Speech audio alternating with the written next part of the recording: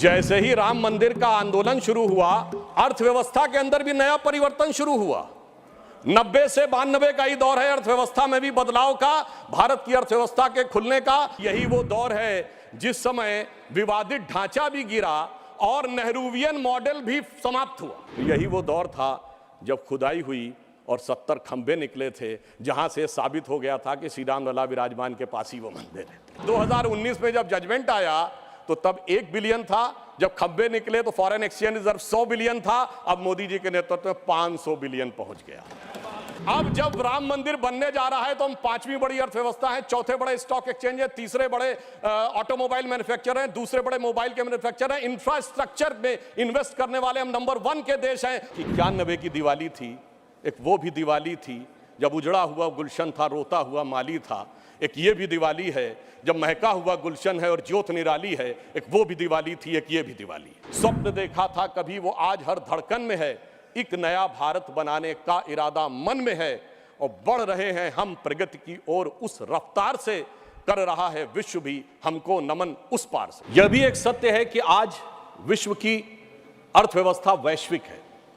आज कोविड के समाप्त होने के बाद और विश्व के कुछ हिस्सों में युद्ध के कारण वैश्विक अर्थव्यवस्था की जो स्थिति है, चूंकि आज स्वाभाविक रूप से कोई देश ये नहीं कह सकता कि हमारे ऊपर कोई प्रभाव नहीं पड़ता, कुछ भी दुनिया में होता रहे। मेरे विचार से उस संदर्भ में हम भारत की अर्थव्यवस्था के बारे में विचार करेंगे तो हमें अधिक बेहतर और सार्थक पक्ष नजर आएगा। मैं अपने सम्मानित सदस्यों का ध्यान आकर्षित करना चाहता हूं कि इस समय जो ग्रोथ रेट अवेलेबल है, जिसका सोर्स है IMF वर्ल्ड इकोनॉमिक फोरम अक्टूबर 2013।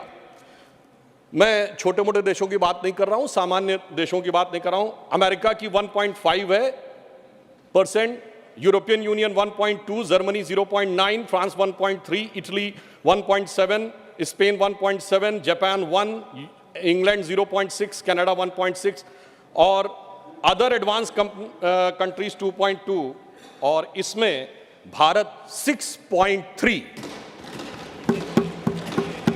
अब ये अक्टूबर 2023 का है और इतना ही नहीं मान्यवर, चुनौतियां कितनी बड़ी हैं इससे समझना चाहिए कि अमेरिका में सिलिकॉन वैली बैंक और सिग्नेचर बैंक, 2 बड़े बैंक डिफॉल्टर हो गए। चाइना में वहां की सबसे बड़ी रियल एस्टेट कंपनी एवरग्रांड डिफॉल्टर हो गई। यह सामान्य बात नहीं है। दुनिया के 2 बड़े देशों में इतनी बड़ी आर्थिक चुनौतियां हैं और उनके बीच में से मैं विनम्रता से पूछना चाहता हूं, हमारे यहां क्या कोई ऐसी स्थिति का आपको कोई उदाहरण मिला है? यह दर्शाता है कि इन विपरीत परिस्थितियों में हम किस प्रकार से आगे जा रहे हैं। अभी माननीय डेरेक ओब्रायन जी ने जो बात कही थी मनरेगा के संदर्भ में, तो मैं ये भी जरूर स्मरण कराना चाहता हूं कि भारत सरकार ने जो जानकारियां मांगी थी वो भी किस रूप में पश्चिम बंगाल की सरकार ने दी है, वो भी सामने आ जाता तो और भी बेहतर था। अब मैं ये बताना चाहता हूं कि भारत के बारे में, जब अगर IMF ने कहा है कि इंडिया की प्रोजेक्टेड ग्रोथ रेट 11.5% होगी, चाइना की 8% हो सकती है, यूएस की 5.1, ये वर्ल्ड इकोनॉमी को लीड करेंगे। अर्थात अब हम वर्ल्ड इकोनॉमी के लीडर के रूप में उभर कर सामने आते जा रहे हैं। और ये क्यों हुआ है? ये इसलिए हुआ है कि माननीय प्रधानमंत्री श्री नरेंद्र मोदी जी ने पिछले 9 वर्षों में जिस प्रकार की व्यवस्थित नीतियां बनाई हैं। मुझे स्मरण है कि जब जनधन अकाउंट खोलने की बात आई थी तो उस समय बहुत से अधिकारी वर्ग और व्यवस्था का वर्ग ये मानने को तैयारी नहीं था कि इतने जनधन अकाउंट खोले जा सकते हैं।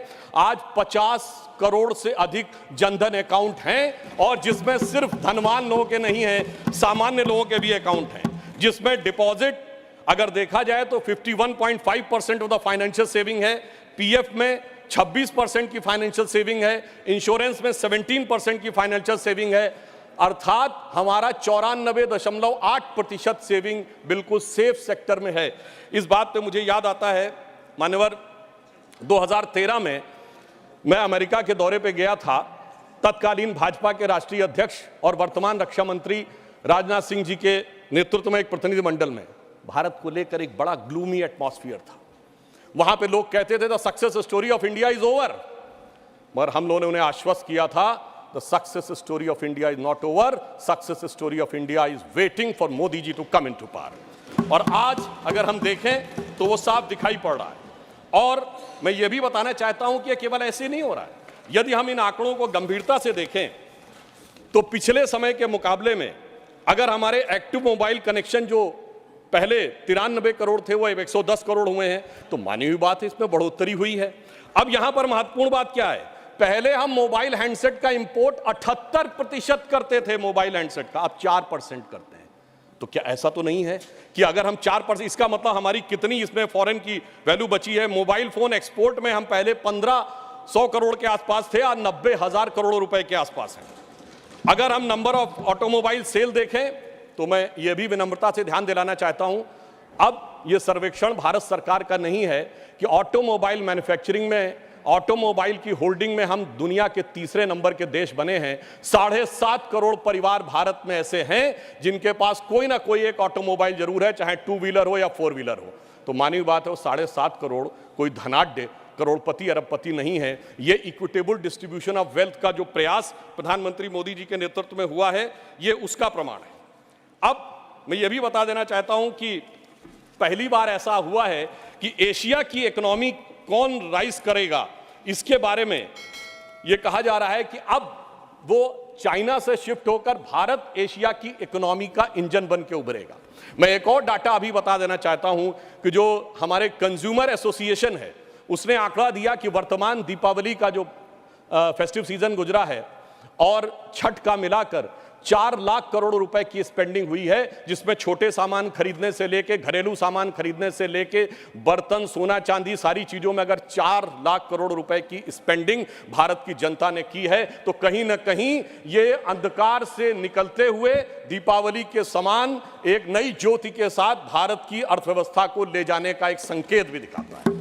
और मुझे यह भी याद आता है मान्यवर, जब मैं इंजीनियरिंग का छात्र था, एक दौर था जब भारत का, मैं 91 की बात कर रहा हूं, फॉरेन एक्सचेंज रिजर्व 1 बिलियन पे आ गया था। 2 बार रुपये का डिवैल्यूएशन हुआ था, सोना गिरवी रखा गया था। लोगों को याद होगा जुलाई अगस्त की बात, तो एक 91 की दिवाली थी, एक वो भी दिवाली थी जब उजड़ा हुआ गुलशन था, रोता हुआ माली था। एक ये भी दिवाली है जब महका हुआ गुलशन है और ज्योत निराली है, एक वो भी दिवाली थी, एक ये भी दिवाली है। अब मैं यह भी कहना चाहता हूं कि अगर हम केवल कुछ आंकड़ों को देख लें कि हमारे बारे में दुनिया के जो बड़े बड़े आर्थिक विशेषज्ञ हैं वो क्या कह रहे हैं। स्टैंडर्ड्स एंड पुअर कहता है, as China's economy slowing, the main engine of growth in Asia Pacific move away from the world second largest economy to South Asia and South East Asia, and Indian economy is expected to power ahead the next years of leading growth in the region. Morgan Stanley अपनी report में कहता है, जो पहले कहता था, the famous Morgan Stanley report in January 2014, जिसमें उसने कहा था कि India has fallen into fragile 5। और the same Morgan and Stanley in October 2013 कहता है, describes India at its most preferred emerging market and increase its overweight stance in Indian equities. यानी वही जो कहता था कि हमारी अर्थव्यवस्था डूबने के कगार पे है, वो अर्थव्यवस्था अब हमारी उभरने के कगार पे उभरती हुई दिखाई पड़ रही है। Global economy is getting weaker and there are only a few bright spots such as US and India, says chief economist of the World Bank. A working paper released in April 2023 says, stacking up the benefits lessons from the Indian digital journey। इसका मुख्य कारण उन्होंने बताया है कि प्रधानमंत्री श्री मोदी जी के नेतृत्व में जो डिजिटल ट्रांसफॉर्मेशन हुआ है उसने भारत को एक नए स्वरूप में पहुंचाया है, और इसीलिए यह कहा है आईएमएफ ने कि इंडिया एक फास्टेस्ट ग्रोइंग इकोनॉमी के रूप में आगे बढ़ रहा है। और यह केवल ऐसे ही नहीं हुआ है, अगर आपने देखा कि लास्ट मंथ में फिच ने अपनी रेटिंग भारत की एक्सपेक्टेड ग्रोथ रेट 5.5 से बढ़ाकर 6.2 कर दी और चाइना की 5.2 से घटाकर 4.5 कर दी। इसीलिए मैं सिर्फ मेजर इकोनॉमी से कंपैरिजन कर रहा हूं। यह दर्शाता है कि दुनिया किस हालात में है और मोदी जी के नेतृत्व में हम किस हालात में हैं, इसे समझने की जरूरत है। और यह क्यों हुआ? क्योंकि हमारी वित्तीय नीतियां बहुत सार्थक और व्यवस्थित ढंग से आगे बढ़ी। सबसे ज्यादा इंफ्रास्ट्रक्चर अगर आप देखेंगे बजट में तो इंफ्रास्ट्रक्चर में हुआ। रेल, रोड, पोर्ट्स बने। गरीब कल्याण के लिए चाहे 80 करोड़ लोगों को कोविड के दौरान धन देने की जरूरत नहीं, मैंने कहा अनाज देने की जरूरत पड़ी। कई बार लोग प्रश्न करते हैं इसकी क्या जरूरत थी। मान्यवर, जब सप्लाई चेन्स खत्म हो गई थी, अगर आप किसी को पैसा दे देते तो वो चीज की व्यवस्था करता कहां से, इसलिए वो अनाज पहुंचाने की व्यवस्था थी। और अगर हम परचेजिंग मैनेजर इंडेक्स की बात करें तो अक्टूबर में 58.4 हुआ है, जो कि सर्विस सेक्टर में अगर हम देखें तो स्ट्रॉन्गेस्ट आउटपुट है पिछले 13 वर्षों में। मैन्युफैक्चरिंग सेक्टर में 28 कंसेक्यूटिव मंथ में वो बढ़ता हुआ 50.5 है अक्टूबर 2023 में, और डोमेस्टिक एयर ट्रैफिक में 11% की बढ़ोतरी हुई है अक्टूबर 2023 में। अब मैं अपने विपक्ष के सम्मानित सदस्यों के संज्ञान में लाना चाहता हूं, अगर एयर ट्रैफिक में बढ़ोतरी हो रही है तो मानी हुई बात है अर्थव्यवस्था में कुछ ना कुछ सुधार दिखाई पड़ रहा होगा, इसी कारण से यह दिखाई पड़ रहा है। सितंबर 2023 में जो इंडस्ट्रियल प्रोडक्शन है वो 5.8% की ग्रोथ के साथ लगातार ग्रोथ कर रहा है, जो अगस्त के अनुसार, अगस्त की तुलना से अगर पूरे देखें तो विगत 14 महीनों में सबसे अधिक है। अब अगर ओवरऑल एक्सपोर्ट देखें तो अक्टूबर में 9.43% ईयर ऑन ईयर बेसिस के ऊपर बढ़ा हुआ है, जो $62.26 बिलियन के आसपास पहुंचा है। सर्विसेज ट्रेड सरप्लस एक्सपोर्ट में हम 22% की वृद्धि करते हुए दिखाई पड़ रहे हैं, अक्टूबर 2023 का डाटा है। परंतु हम आए किस चुनौती से, यह भी ध्यान रखना चाहिए। बैंकिंग सेक्टर में एक बहुत बड़ी चुनौती थी, वो चुनौती ये थी कि उस जमाने में जितने नॉन परफॉर्मिंग एसेट्स थे, बैंकों को जो लोन दिए गए थे, वो हमारे लिए एक बहुत बड़ी चुनौती थी, और एनपीए 2014-15 के टाइम में बहुत तेज गति से आगे बढ़ रहा था। अब आईएमएफ प्रोजेक्ट करता है कि इंडिया की ग्रोथ भी आगे बढ़ रही है, हमारा बैंकिंग सेक्टर काफी बेहतर तरीके से आगे बढ़ता हुआ दिखाई पड़ रहा। मैं इस संदर्भ में एक कोट करना चाहता हूं, मान्यवर, ये मैं नहीं कह रहा हूं, पिछली सरकार, बाद में हमारी सरकार में भी रहे, 2018 में अपने एक साक्षात्कार में रघुराम राजन जी ने कहा था, non performing assets bomb on Modi one regime, even though the Rajan said that the lending banks of 2006 to 8 was the origin of the bad loans which was in the UPA government. ये रघुराम राजन जी ने कहा कि 2006 से 8 के बीच में जो bad loans दिए गए उसके लिए भले ही आज, और ये नवंबर 2018 को उन्होंने एक साक्षात्कार दिया है, उसमें आया है। इसलिए हमने आज स्थिति ये की कि जन जन तक उस धन को पहुंचाया, उसको सुरक्षित किया और जन कल्याणकारी कार्यों में उसको स्थापित करने का प्रयास किया। और आज आप देखिए पब्लिक सेक्टर बैंक्स ने 1 लाख करोड़ रुपए का रिकॉर्ड प्रॉफिट अर्जित किया है फाइनेंशियल ईयर 2022 और 23 में। यानी कहां वो बैड लोन्स में दबे जा रहे थे और कहां वो रिकॉर्ड प्रॉफिट करते हुए नजर आ रहे हैं। और state bank of India SBI, जिसके बारे में भी मात्र चंद महीने पहले की तो बात है, जो कहा जाता था कि साहब ये खराब हो गया, डूब गया, वगैरह वगैरह, आज स्थिति यह है कि SBI has become the most profitable company in the India, and as per the recent quarterly result in quarter first of 2033-34 SBI has earned a profit of 18,537 crores। यानी ये जो है प्राइवेट और सरकारी दोनों के हिसाब से ये सबसे अधिक आया है। और कहां हम कर्ज के अंधेरे में डूबे थे और आज मोदी जी ने उसे कर्ज के अंधेरे से निकालकर बैंकिंग व्यवस्था को जन कल्याण के सवेरे तक लाने में सफलता हासिल की है। और अगर हम पिछले समय में देखें तो ट्विन बैलेंस शीट जो बैंक्स एडॉप्ट करते थे वो अपने आप में एक समस्या थी, परंतु वित्त मंत्री जी के नेतृत्व में जिस प्रकार के प्रावधानों में परिवर्तन किया गया उस कारण से अब ये ट्विन बैलेंस शीट एक नए समाधान के रूप में आगे बढ़ रही है। आज अगर देखा जाए तो हम 2 लाख करोड़ रुपए के वर्थ के इलेक्ट्रॉनिक मैन्युफैक्चरर एक्सपोर्ट कर रहे हैं। अब भारत 1500 से अधिक ग्लोबल कैपेसिटी सेंटर्स का केंद्र बनता जा रहा है। नाउ मैं ये कोट करना चाहता हूं कि India is the most preferred location for shared global services, ये डेलॉयट ने 2003 में कहा है। और हमारी सरकार ने कुछ महत्वपूर्ण निर्णय लिए, जैसे रेट्रोस्पेक्टिव टैक्सेस को रिपील किया। रेट्रोस्पेक्टिव टैक्सेस के कारण जो एक अनसर्टेनिटी बनी रहती थी अर्थव्यवस्था को लेकर, वो समाप्त हुई। और जहां तक गरीबी और पॉवर्टी की बात करते हैं तो यूएनडीपी की 2022 की रिपोर्ट को मैं कोट करता हूं, the relative reduction from 2015-16 to 2019-21 was faster, it is 11.9% year as compared to the previous time। यानी मोदी जी की सरकार आने के बाद गरीबी उन्मूलन बहुत तेज गति से हुआ, ये यूएनडीपी की रिपोर्ट कह रही है, ये हम नहीं कह रहे हैं। और आईएमएफ का ये कहना है कि extreme poverty was maintained below 1% in 2022 because of प्रधानमंत्री गरीब कल्याण योजना। यानी वो साफ मान रहे हैं कि प्रधानमंत्री जी ने जो योजना बनाई उस कारण से जिसको हम गंभीर कहते हैं, गंभीर गरीबी कहते हैं, वो 1% से नीचे पे आई है। अब IMF की चीफ क्रिस्टिना जॉर्जिएवा ने अभी कहा है, एक साल पहले उन्होंने कहा, India deserve to be called the bright spot and otherwise the dark horizon because it has been the fast growing economy even during this difficult time and most importantly this growth is underpinned by structural reforms. यानी IMF chief ये बात की तस्दीक कर रही हैं कि मोदी जी के नेतृत्व में जो आधारभूत संरचनागत परिवर्तन हुए उसी कारण से भारत एक ब्राइट स्पॉट के रूप में उभरता हुआ दिखाई पड़ रहा है। और जो इन्फ्लेशनरी प्रेशर्स हैं उसको देखते हुए भारत ने तुलनात्मक दृष्टि से महंगाई पर सबसे बेहतर नियंत्रण पाने में सफलता हासिल की है। ये कौन कह रहा है?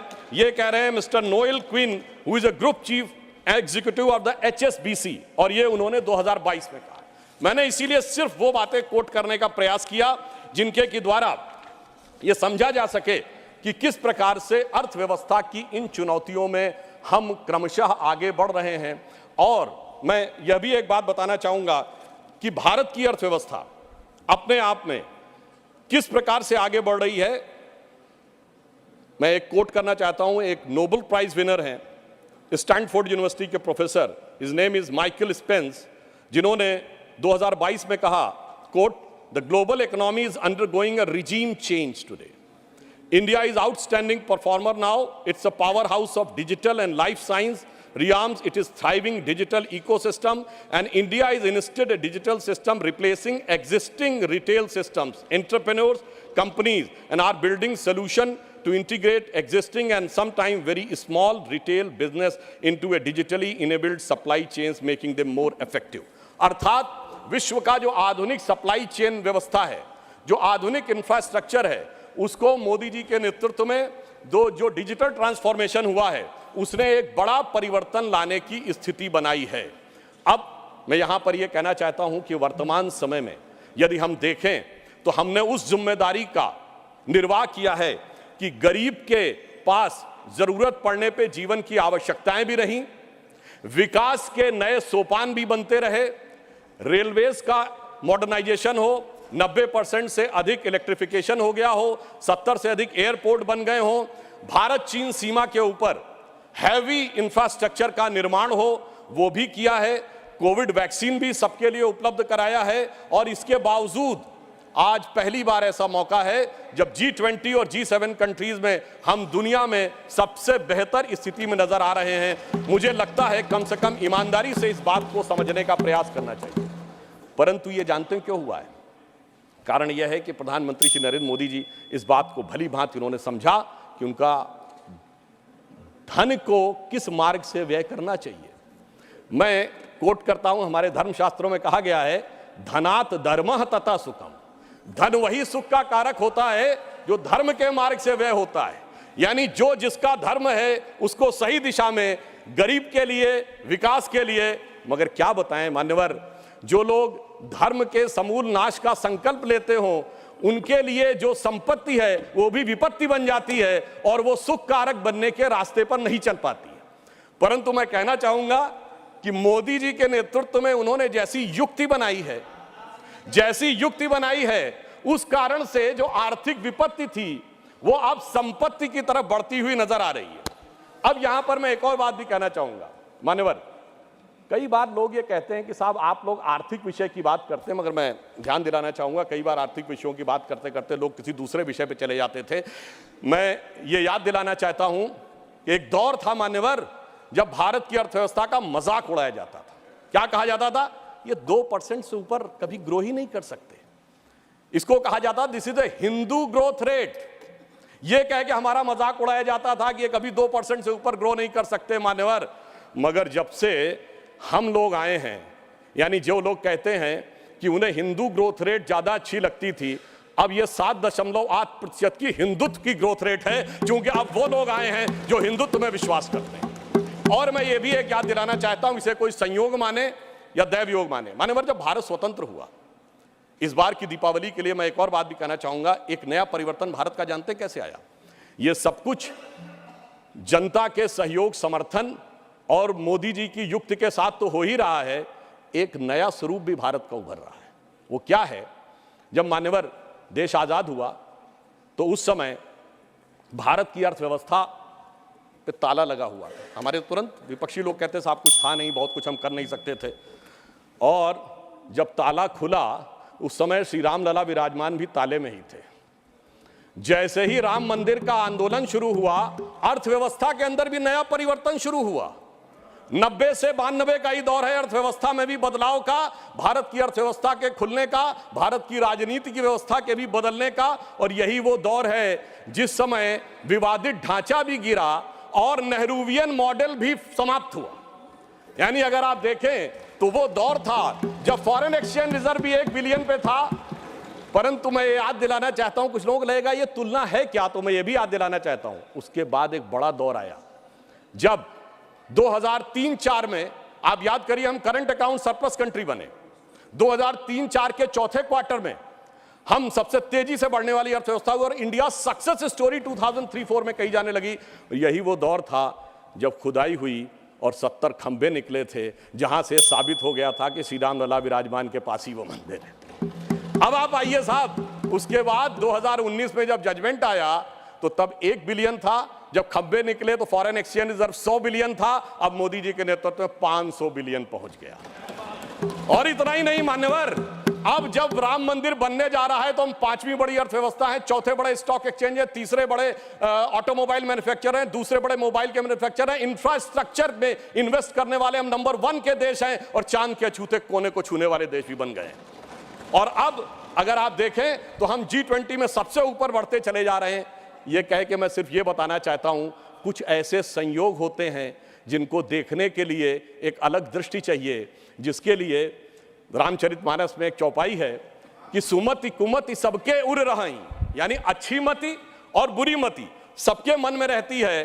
नाथ पुराण निगम यह कहीं, ये पुराण और उपनिषद ये बताते हैं। और जहां सुमति तहां संपत्ति नाना, जहां कुमति तहां विपत्ति निधाना। तो इसलिए जो जो हम धनात धर्मात तथा सुखम की दृष्टि के साथ संपत्ति बढ़ते गए, वहां इस देश में संपत्ति आती गई। On the lighter note and on the serious note मैं ये भी कहना चाहूंगा, हम सब चाहते हैं कि भारत वर्ल्ड की नंबर 1 की इकोनॉमी बने और मां लक्ष्मी की कृपा इस देश पे बनी रहे, पर मां लक्ष्मी भी कमल पर ही विराजती हैं। और मैं अंत में ये कहना चाहता हूं कि इस बात को भली भांति समझ लीजिए, आप जितने आरोप प्रत्यारोप मोदी जी के ऊपर लगाते हैं, आप देखिए पूरी दुनिया में एक सुनामी आई हुई है। चाइना, अमेरिका जैसे देश जूझ रहे हैं। ब्रिटेन में यह कहा जाता है कि जब जाड़े का मौसम आ गया है कि they have hardly money either to heat और टू ईट, यानी या तो खा लो या बिजली का बिल पेमेंट कर लो। उस दौर में मैं अगल बगल वालों की बात नहीं कर रहा हूं कि श्रीलंका और पाकिस्तान में क्या हो गया। जनाब, हमारा कैप्टन कितनी कुशलता के साथ इस सुनामी से भरी लहरों में लेके जा रहा है, मगर क्या कह रहे हैं विपक्ष वाले, अरे अगल बगल के पलटे जहाजों को मत देखो, दूर दराज के डहते जहाजों को मत देखो, ये जहाज के अंदर मुझे कुछ हिचकोले क्यों नजर आ रहे हैं उसके ऊपर देखो।